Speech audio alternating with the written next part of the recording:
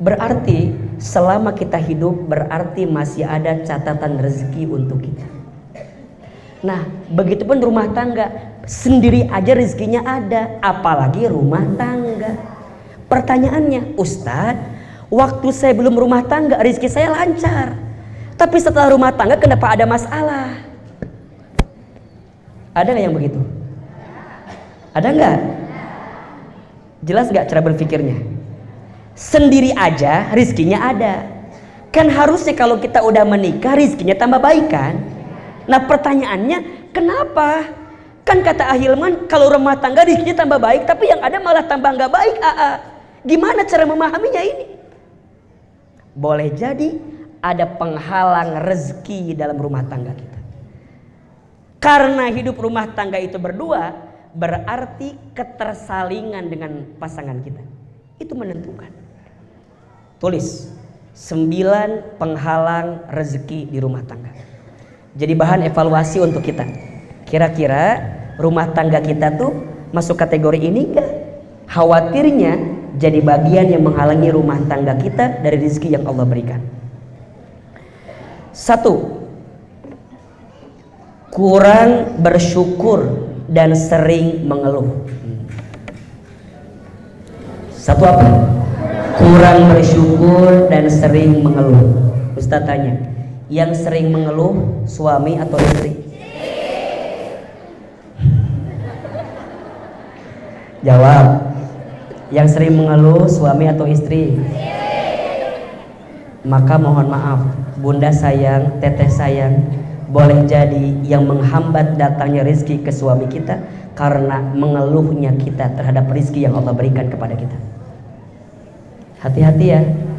Bahkan di antara yang membuat istri itu tergelincir masuk ke dalam api neraka, apa salah satunya? Karena seorang istri itu tidak pandai berterima kasih kepada suaminya atas apa yang suaminya berikan. Makanya bunda, biasakan ya, mulai hari ini suami kita memberi sebesar apapun sama kita, ucapkan kalimat terima kasih. Sok, Ustadz mau tanya, hari ini udah bilang makasih belum sama suami? Makasih buat apa? Ya Allah. Bunda sayang, teteh sayang, jadi suami itu berat atau tidak? Jadi suami itu saat dia menikah mengatakan saya terima nikah dan kawinnya Fulanah binti Fulan dengan mas kawin sekian dibayar tunai, apa artinya? Ya Allah, mulai detik ini saya terima semua kebaikan istri saya dan saya siap menanggung keburukan istri saya. Jadi suami itu berat. Please, jangan nambahin beban. Jadi bukan hanya urusan dunia, maaf simpel bunda, urusan akhirat. Ini bunda akan ditanya sama Allah ke suami, suami, ini istrimu bukan? Bukan ya Allah. Coba gimana kalau begitu jawabannya? Itu insya Allah ya Allah. Dia nerima ini istri saya, berarti sehelai rambut pun, sehelai aurat pun, tiap langkah pun, tiap detak-detik bunda dimanapun, suami akan ditanya sama Allah tentang bunda. Makanya bunda, jangan marah kalau suami merhatiin kita, karena dia sayang sama kita. Apalagi urusan akhirat. Kita mah kadang-kadang mohon maaf ya, suka mikirnya hanya dunia saja. Padahal yang paling penting apa? Akhirat. Dunia mah bentar. Berapa usia kita paling? 60 tahun. Berapa paling? 70 tahun. Bukan ini yang paling penting, tapi akhirat. Makanya kalau suami ngarahin kebaikan buat bunda itu bersyukur. Suami yang sayang banget sama kita. Ditanya tuh suami tuh, ini istrimu bukan? Iya. Apa yang kamu lakukan buat dia? Begini. Kalau bunda nggak taat, walaupun suami udah ngasih sampai kebaikan, maka suami nggak akan dihisap. Tapi kalau suami udah ngasih tahu dan bunda nggak taat, boleh jadi di situ persoalannya. Maka bunda belajar tuh mulai hari ini bersyukur dengan yang suami beri, kurangin ngeluh. Kita makan kalau ngeluh kelihatan banget. Kelihatan nggak? Bunda, istri yang menunjukkan keluhan depan suaminya mempengaruhi psikologi suaminya. suami berangkat kerja itu bawaannya nggak happy. Benar. Makanya Bunda jangan kaget ya kalau Bunda tanya kepada suami, ayah, apa masalah yang paling berat dalam hidup kamu? Pasti suami jawab, kamu. Serius. Maka Bunda jangan kaget ya. Pernah isi training Bunda tentang problem manajemen masalah. Di hari pertama teori, hari kedua tuh praktek. Di hari terakhir saya bilang gini, Bapak, besok tolong bawa ke ruangan ini masalah yang paling berat dalam hidup Bapak. Besok pagi saya kaget, di ruangan banyak ibu-ibu. Saya teh, aja banyak ibu-ibu gini, kok banyak ibu-ibu gini? Saya bilang, Pak, kok banyak ibu-ibu? Kan kata Ustadz kemarin bilang katanya, tolong besok bawakan masalah yang paling berat dalam hidup saya. Terus saya tanya, emang kenapa? Asal Ustadz tahu, ini masalah yang paling berat dalam hidup saya. Jadi ternyata, Masya Allah, ibu tanpa disadari, ibu tuh berat masalahnya. Bener. Maka ibu jangan kaget ya, dan jangan pede dulu, jangan geger dulu. Kalau suami ibu naruh foto ibu jadi wallpaper di HP, di dompet ada foto ibu, jangan GR. Justru itu adalah penguat bagi suami ibu. Jadi kalau di kantor ada masalah, dia lihat foto ibu. Seberat apapun masalah saya di kantor, ini lebih berat masalahnya ya.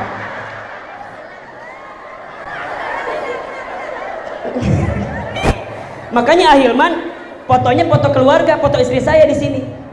Seberat apapun dakwah saya, ini lebih berat dalam hidup saya. Jadi jangan GR dulu. Ternyata simple. Istri itu kalau rizkinya suami ingin ditambah, belajarlah bersyukur dan kurangi mengeluh kepada suami. Kita mau dikasih 2 juta, ngeluh. Dikasih 5 juta, dikasih 10 juta, butuh cara apa lagi? Bunda, mohon maaf ya.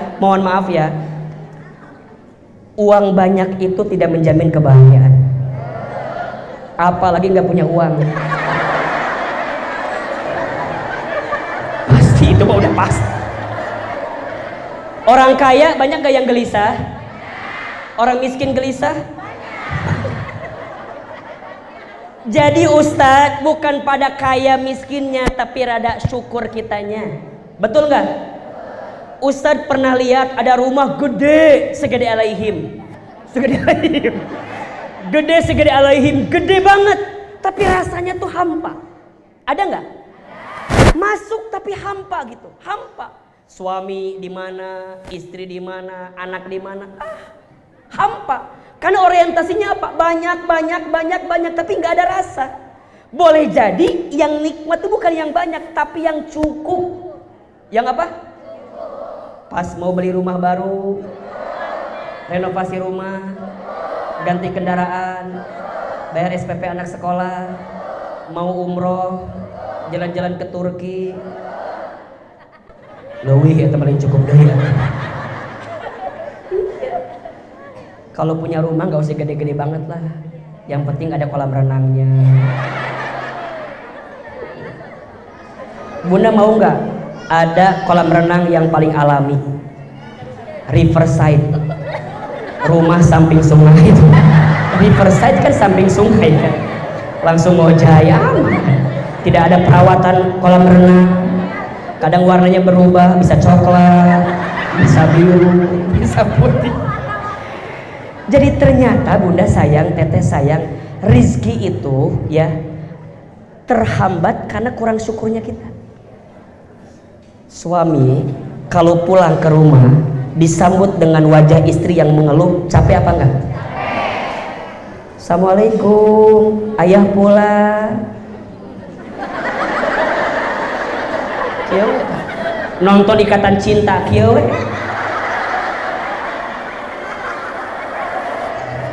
Kalau suami pulang kecepatan, jam segini udah pulang. Dasar gawe merenya sekali. Kalau suami pulang kemalaman, kamana wae atuh gaya. Jam sekieu gerek balik, sok. Nggak boleh begitu, itu menghambat rezeki. Menghambat rezeki. Jadi kalau suami pulang, assalamualaikum, ayah pulang, bunda teh langsung waalaikumsalam. Senang bunda teh. Sedih mah, suami pulang, assalamualaikum. Jangan menghambat rezeki.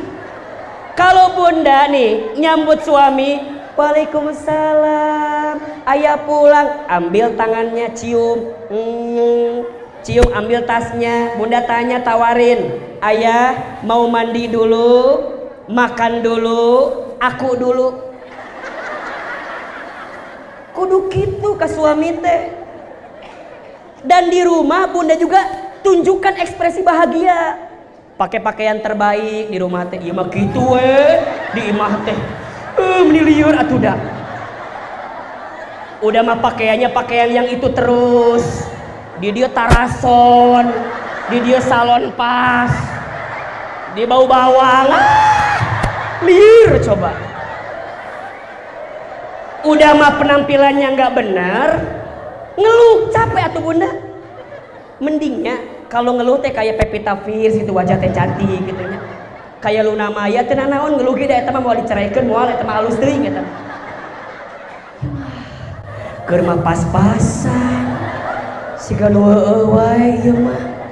Bunda sambut suami teh, "Waalaikumsalam, ayah pulang.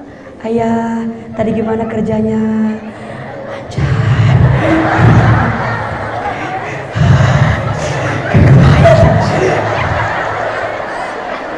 Kalau suami ada masalah, jangan ngerepotin. Iya mah, punten ya. Bunda kadang-kadang suami ada masalah, ditanya aku kita teh. Ayah kunaon? Ayah kunaon? Ayah kunaon? Suami tehnya, bunda sayang, teteh sayang. Kalau sedang ada masalah, gak mau cerita sama kita. Maunya dia diem, tenang. Maka mohon maaf, kalau suami pulang ke rumah, di rumah tidak mendapatkan ketenangan, maka dia akan mencari ketenangan di luar rumah. Matakna bunda kudu menenangkan, minimal ucapan menenangkan. Kan bunda pernah dengar cerita Ahilman ketika bunda Khadijah radhiyallahu anha menyambut Nabi itu. Tahu kan kisahnya? Satu kali Nabi itu kan lagi di Gua Hiro, dapat wahyu yang pertama, Iqra, Iqra, Iqra. Nabi takut karena nggak ada orang. Lihat ke depan nggak ada orang, ke samping nggak ada orang, ke belakang nggak ada orang.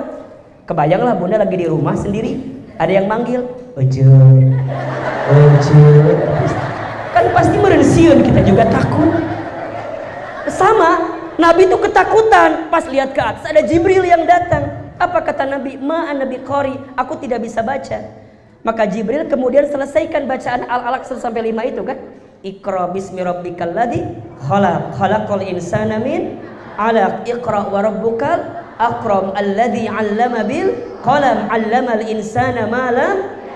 Beres 5 ayat, Nabi bulu kuduknya merinding, kakinya ketakutan, lari. Sampai ke rumah, buka pintu ketemu Khadijah. Apa yang terjadi? Ketika buka pintu, lihat wajah Khadijah, setengah ketakutan Nabi langsung hilang. Karena lihat wajah siapa? Suami ibu. Di luar ada masalah. Pulang ke rumah, lihat wajah ibu, hilang masalah tambah masalah. Jadi Khadijah mah wajahnya aja menenangkan, bayangkan. Ibu bayangkan coba. Terus Khadijah tahu Nabi lagi ketakutan, nggak nanya, "Ya Rasul kunaon henteu?" Ya Nabi kenapa enggak? Khadijah tahu Nabi lagi ketakutan, lagi gelisah. Khadijah hampiri Nabi, dipeluk oleh Khadijah, dipeluk, dibisikin telinganya, "Ya Muhammad, jangan takut, ada aku di sampingmu." Lihat kalimatnya bunda, jangan takut, ada aku di sampingmu. Kalau di luar sana ada yang menyakitimu, aku yang pertama mencintaimu. Kalau di luar sana ada yang menjatuhkanmu, aku yang pertama mengangkat dirimu. Jangan takut, ada aku di sampingmu. Apa kata Nabi? Jamiluni, jamiluni, selimuti aku, selimuti aku. Ada 2 tafsirnya. Satu, diselimuti oleh Khadijah, dipeluk sampai tidur. Yang kedua, pakai selimut. Ini kunci. Kalau suami lagi ada masalah, jangan ditanya, langsung selimutan. Sare. Tidur. Ibu kadang-kadang nanya terus. Ayah kenapa? Suaminya enggak. Kamar mandi ditungguan. Ayah kenapa? Rek makan ditanya ayah. Suami nggak akan jawab. Memang dia bukan nggak mau jawab, tapi waktunya belum tepat untuk nggak mau menjawab. Coba bayangin, Bunda, suami pulang bilang gini, Bunda, mulai bulan depan ayah udah berhenti kerjanya. Sok, apa kalimat Bunda? Naon. Kumaha. Coba ulangi ya. Iya mah nggak boleh gitu. Jadi kalau suami tuh bilang, Bunda, bulan ini ayah terakhir kerja, bulan depan ayah di PHK, langsung Bunda teh kekepan, set, bisikin telinganya, Ari kamu mikir nggak gitu kan? Masalah wae dan naon. Ari kamu mikir, cik atuh mikir mana teh kumaha?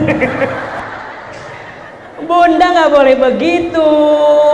Kalau suami lagi ada masalah, Bunda kuatkan. Ayah, kamu boleh berhenti dari pekerjaanmu, tapi kamu nggak pernah berhenti jadi suami aku yang terbaik. Gitu dong. Ini mah.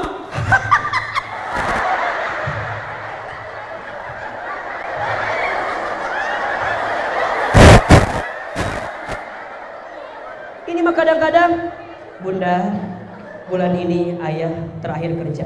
Apa? Ayah, rumah kita cicilannya sekian, kendaraan kita sekian, anak kita SPP sekian. Kalau kamu nggak mampu ya udah Allah gue. Itu yang menghalangi rezeki. Lihat, catat ya. Bunda suka bilang begini, ada uang abang, nggak ada uang abang. Mohon izin ya, Bunda nanti nikah lagi dengan yang lain, rizkinya pasti sama. Catat baik-baik. Jadi kalau Bunda ganti suami nih sekarang nih, gara-gara Bunda nggak nerima urusan rezeki, Bunda ketemu dengan yang mana? Karena rizki takarannya sama, ketemu dengan yang mana pun pasti sama. Makanya masing-masing istri itu bawa rizkinya masing-masing. Sok aja lihat. Ahilman sekarang punya istri yang di rumah, rizkinya Allah berikan yang baik. Saya nikah lagi dengan yang lain, belum tentu.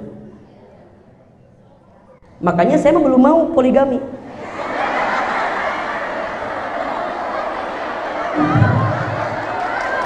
Bener kan jawaban saya kan? Coba boleh nggak Ahilman poligami? Ari ibu saha? Ngatur-ngatur saya sagala meniriwu. Enggak, saya mau menggambarkan kepada Bunda, teteh sayang, masing-masing istri, masing-masing suami bawa rezekinya masing-masing. Betul nggak? Sikap bersyukur dan tidak mengeluh dengan rezeki yang diberikan itu akan mempercepat rezeki datang. Tapi kalau kita ngeluh dengan siapapun, mohon maaf, karakter itu kan yang susah dirubah. Makanya kalau Bunda sekarang punya anak, kemudian dia nyari calon pasangan, jangan hanya lihat bagaimana keadaannya dia sekarang, tapi lihat karakternya dia. Ada anak dari orang tua yang mohon maaf mungkin kaya, tapi kalau karakternya nggak ketemu rezeki yang dekat, nggak jadi rezeki juga. Berarti sikap kita untuk bersyukur, tidak mengeluh akan mempercepat rezeki. Sebaliknya, kurang bersyukur dan sering mengeluh menjadi penghalang datangnya rezeki di rumah tangga. Jelas kira-kira? Jelas kira-kira? Maka kuncinya mulai hari ini Bunda pulang ke rumah, tatap wajah suami Bunda. Ayah.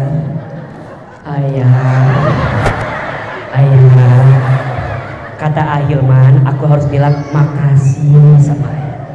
Cek suami teh, makasih kenapa? Iya, ayah udah baik sama kita, ayah udah kerja buat kita. Itu luar biasa. Dan Bunda tahu nggak apa yang Bunda impikan?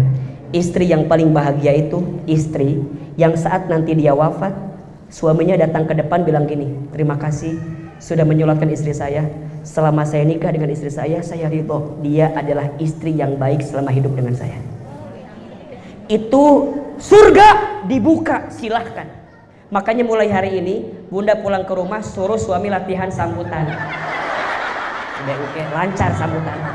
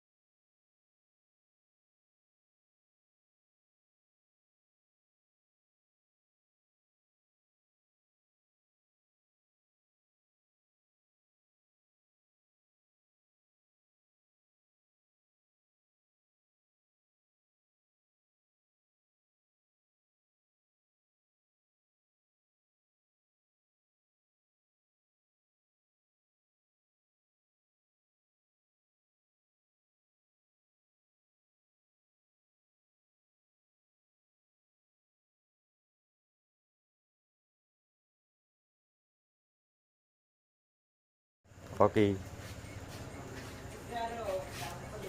Nah, ini kita unboxing ya. Kita lihat apa. Sama petang aku kasih ulang, kasih kirim kembali ya. Oke. Ada kau kasih. Kasih awak punya mana? Bak sampai ni. Ada kata kau no je je. Hana udah. Sampai di play.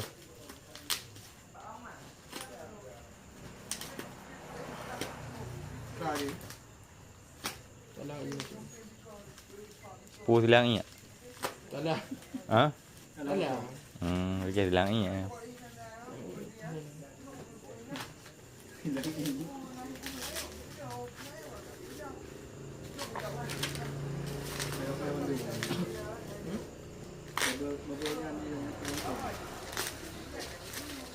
Ini bukan hiu unboxing.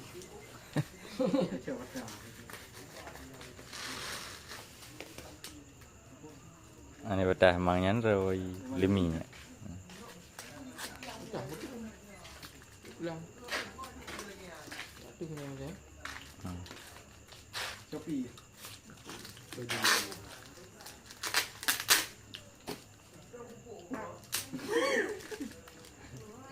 Bantu.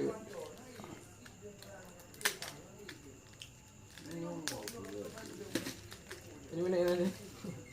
Feminin lah boleh boleh di. Tiamat. Lagi kau ni. Nasi lemak ni.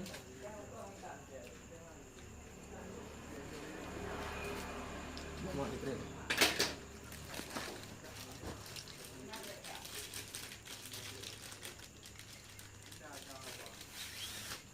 Pecah kan? Ini lentur mana? Ini yang pecah. Yung kati kena mana watai ni wati lah kan. Yung kati yung di. Kenapa sejum je? 2 minit. Kau ada unboxing kau rồi.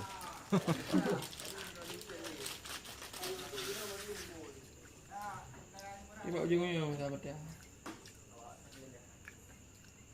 Tak ujung. Ada yang pecah. Ini.